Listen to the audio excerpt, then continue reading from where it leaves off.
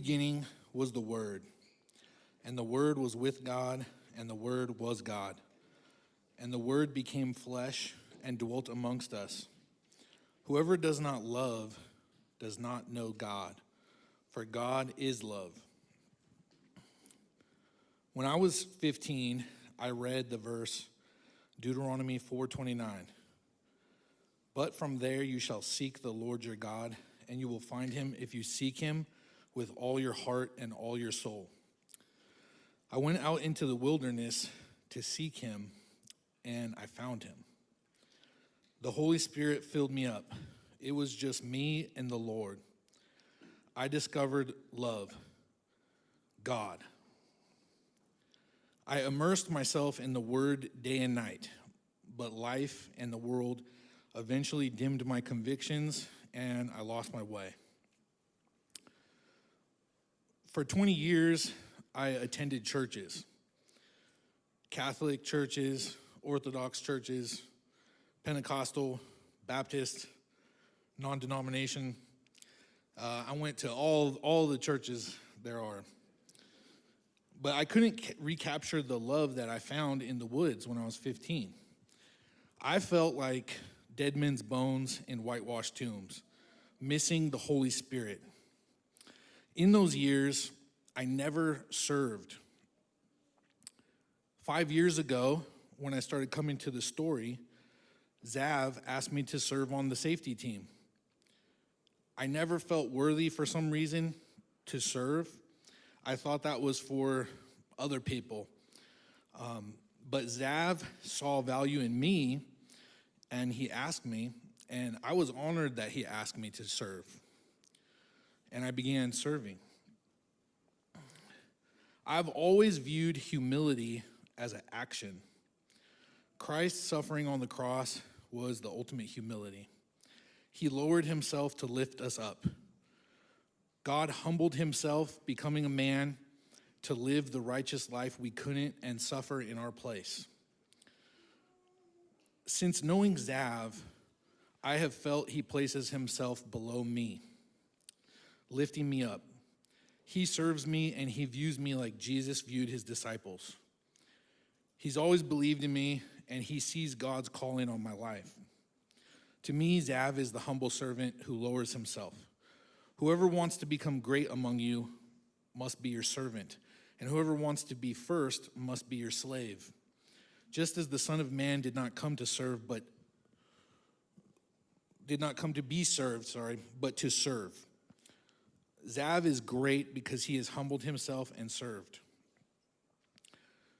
When Zav asked me to serve on the safety team, I didn't realize it, but he called me into ministry, activating my life service in building Jesus' kingdom. This work grew from there. I started doing things for the Lord, whereas before I just would listen. I would come in, I would listen, I would receive it, but I didn't do anything for 20 years. And when I started serving, I started doing things. And I would always involve Zav in it, and he'd lift me up and he would support me. And a few years ago, I connected with a 22-year-old girl named Morgan Swick, and she had pancreatic cancer. Zav offered to speak with her, but I felt called to.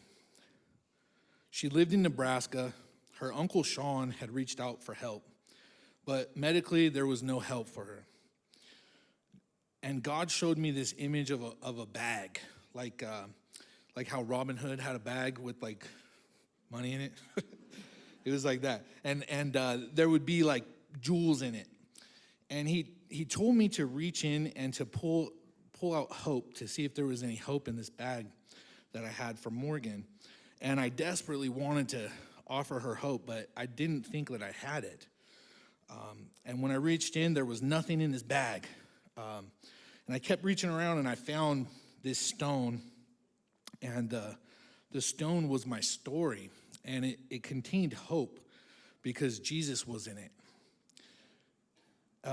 Morgan was in hospice, and she couldn't talk So I texted my story to Sean, her uncle, and he forwarded it to her mother, who read it to her. Her father said that she was honored that I shared this with her. Rousseau had just shared a message at the time about spending time with Jesus in the Garden of Gethsemane, and it really influenced what I shared. This, to me, it was the greatest thing I ever did in my whole life. Like when I did this, I was like, wow, that was the most amazing thing I've ever done. Of all the things I've done in my life, I was like, this is the best thing. And I'd really like to share that message with you. If he puts my phone number up there or whatever, you could text me or email me, and I could send you the text message, because at the time I remember I was really sad that I couldn't talk to her, and I had to text it to her. But I think God did that on purpose so that I'd have this text message, that I could share with people. So if you text me, I will respond with that, I'll send you the text message, and it's my whole entire testimony. And this, it sparked a vision for a ministry, and the ministry purpose is to raise funds for other ministries, to support missions and support God's work, and also to meet with people suffering from cancer. Recently, Scott Ashpole, he revealed to me that I have the gift of mercy, which I never knew. I didn't even really know that was a thing, but Scott showed that to me, and it made a lot of my life make sense to me, because a lot of things about me just never made sense. It's like when a lot of people wouldn't do certain things that I would do, and people would be like, why do you do that, And it's because I have the gift of mercy. Soon after, I was called into full-time ministry elsewhere. Zav supported me and blessed me. The door opened wide, and I went through it, and just as quickly as it opened, it shut. I had committed to 20 years with in this ministry, and in 3 months, it was over. And it was really hard, it didn't make a lot of sense to me. I was like, man, I don't understand why that happened. And God clearly called me into it. And the thing that got me through that was this verse, Isaiah 22:22. What he opens, no one can shut, and what he shuts, no one can open. I accepted that God closed the door. After that, I was encouraged by very high-level law enforcement friends, and I pursued a career in law enforcement for a year. I had the best help. I had the best references. I took all the tests. I did all the interviews. I went through the investigations. But every door almost like miraculously just closed. It was like an act of God to me. And when I returned to the story, finally, I realized that the closed doors weren't because God didn't have a plan for my life, but because he does have a plan for my life. I was feeling like he didn't, And in the ministry that I was in, I taught on Sundays in juvenile detention centers to kids that were incarcerated. And so I didn't go to church. And after the ministry ended, I kind of got depressed, I was feeling bad for myself or whatever, hiding out. And I planned to return to church. I said to myself, this is my own little deal that I had. I was like, when I get a career in law enforcement and I'm doing good, I'll come back to the story. And that way I could be like, I'm doing great, everybody, That's what I wanted, That was my thing. And I remember running into Rousseau at one of my temp jobs that I was working. And I told him, I said, hey, Rousseau, I'm working on Sundays, man, so that's why you haven't seen me around. And he looked at me and he goes, not forever. And he like snarled at me kind of, And I was like, all right, bro. All right. I still watch the sermons online. And one day, my friend Nick Snow, who I knew him from cage fighting. We used to be cage fighters, and we fought on the same cards. He was sharing his testimony here. And I didn't even know that Nick believed in God. I had no clue, right? And I texted him, and I'm like, what are you doing sharing your testimony at my church, man? You know, what is going on? And he goes, this is my church, man. Where are you at? You know? And I was like, oh, dang, dude, I didn't expect that to happen, you know? And he kept asking me, you know, every week he'd be like, hey, man, I went upstairs this week. Didn't see you, dude. And then next week, he's like, I was in the sanctuary. I didn't see you there, bro. Downstairs, he's like, where are you? And I realized, like, man, I don't know if I'm going to get out of this one, you know. And so he kept asking me. And he invited me eventually to the Wednesday night Bible studies here. And when he invited me, I had just advanced the furthest that I ever advanced with a law enforcement agency. It was for a sheriff's department. And it's a really long process if you don't know. It takes months. It's like months and months and months of going through all this stuff. And, you know, I was offered the job, and I signed the job offer, you know what I mean? I was like planning a celebration party with a bunch of friends and stuff like that. And at the very last minute, they decided to just give the job to somebody else, you know? Yeah, and so that was really hard, right? Because my wife, it's hard for my wife, it was hard for me. And I was really devastated, you know? Because I was like, man, there's like nothing for me, you know? And on that day, that was the day, it was June 4th, 2025. I know the exact date because I got the email, you know? And that's the day that I came to the Bible study, though. That was the day that I came back to the story.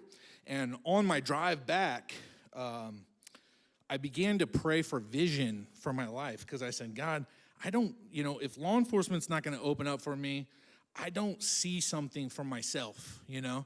And it was a good fit for me to do the juvenile justice ministry because, I don't know, I'm a rough character, I guess.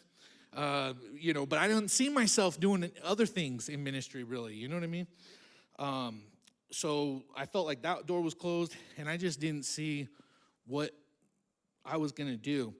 And so I began to pray for vision, and through God, Brian Myers, the guy that runs the Bible study, he became a spiritual father to me. And he gave me just life-changing advice that really it changed everything. And he revealed to me that I had idolized a career because I felt like I needed a career to provide for my family. And Brian asked me, does a career provide for you or does Yahweh provide for you? Yeah. And I really realized, I was like, wow, I was wrong. And in Zav's message on Vision Sunday, he spoke of breaking up the fallow ground. God showed me that the closed doors in my life did that. They broke up the fallow ground that I had. I had this hard ground that I need this, you know. And I idolized a career and ministry, and I prioritized them, even my family, above God. How can you elevate what God gave you above God? And God closed those doors to humble me. He stripped everything away from me so that he could break up the fallow ground and place himself, you know, first in my life again, because that's what happened. And I began to walk in just complete faith and trust and full submission. Sow for yourselves righteousness, reap in mercy. Break up your fallow ground, for it is time to seek the Lord till he come and rain righteousness down upon you. October 5th, 2025, Vision Sunday. It was amazing. I usually watch the first service online before I come to the second service. But that day I didn't for some reason. I arrived, I saw my best friend Embo up the stairs. She's always standing there, my trusty friend there. And I went left downstairs to the muffins. And that's where I like to hang out.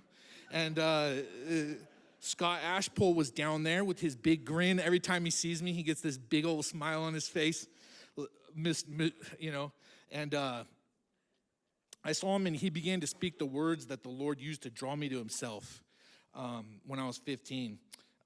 The message on Vision Sunday, it mirrored my life, the closed doors, breaking the fallow ground, seeking the Lord. It's my favorite message ever, and God gave me 2 visions, one for a ministry and another for a gym, which I would like to share with you if you would text me, if you got my number, or get my email address. Thank you, guys.